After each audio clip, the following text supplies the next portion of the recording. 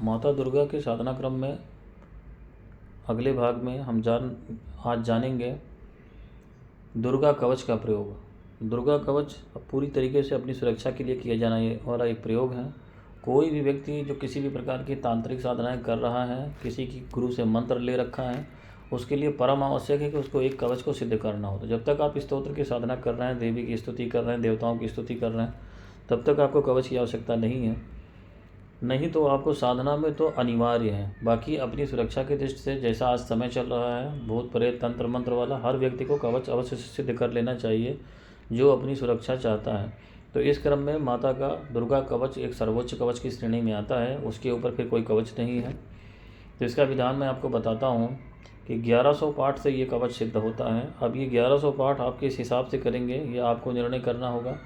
जैसे 10 पाठ एक दिन में करें तो उस क्रम में जाकर बीच में इसको बंद नहीं करना है। जब भी शुरू करिएगा संकल्प पूर्वक साधना करनी होगी। आपको किसी दुर्गा मंदिर में जा कर के 501 रुपया अपनी हैसियत के मुताबिक या 101 रुपया चढ़ा करके वहाँ माता को नारियल चुनरी ये सब चढ़ा करके संकल्प करके आइए। भगवान शिव को भी इसी तरीके से उनकी वस्तुएं चढ़ाइए और इस कवच की साधना आप करने जा रहे हैं ऐसा माता से अनुमति लीजिए और बोलिए कि फिर ये पूरी हो जाने पर मैं आऊँगा। उसके बाद अपने घर पे इसको प्रारंभ करें, क्योंकि जब इसको शुरू करेंगे तो व्यवधान जरूर से आएगा। अब अगर आपके घर में समस्या है, आपके ऊपर पहले से कुछ है, तो बहुत ज़्यादा व्यवधान आएंगे, लेकिन इसमें डरने की ज़रूरत नहीं है। इसमें इच्छा शक्ति आपकी प्रबल होनी चाहिए। तो 40 दिन में कर सकते हैं, 20 दिन में कर सकते हैं, जितना भी आपका हो सके अपने हिसाब से, लेकिन 1100 से कम नहीं होना चाहिए। एक बार में 1100 पूरा कर लेना है। 1100 पूरा करने के बाद फिर प्रतिदिन एक पाठ आप करते रहेंगे जीवन पर्यंत, तो आपकी सुरक्षा पूरी तरीके से होती रहेगी। बाकी विशेष साधकों को जो हमसे संपर्क करेंगे भविष्य में, अगर संपर्क करते हैं कुछ ऐसा होगा तो इसको लिख करके पहनने का विधान है अष्टगंध से।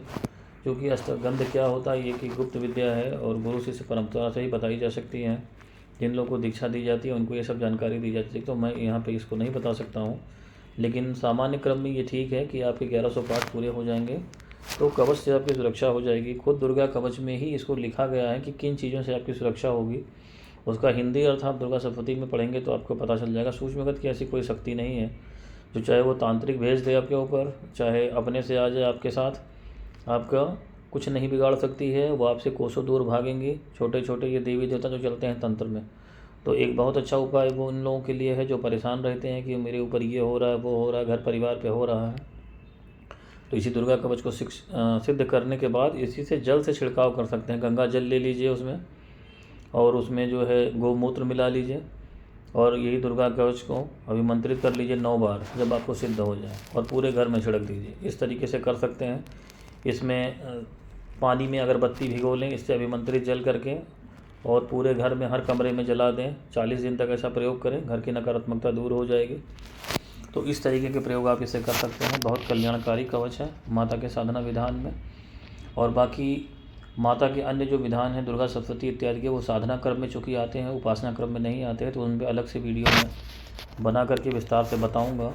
और एक माता का जो है नवरात्र में किए जाने वाला जो क्रम है वो भी अलग से वीडियो बना के बताऊंगा। मैं इसमें उसको शामिल नहीं कर रहा हूँ।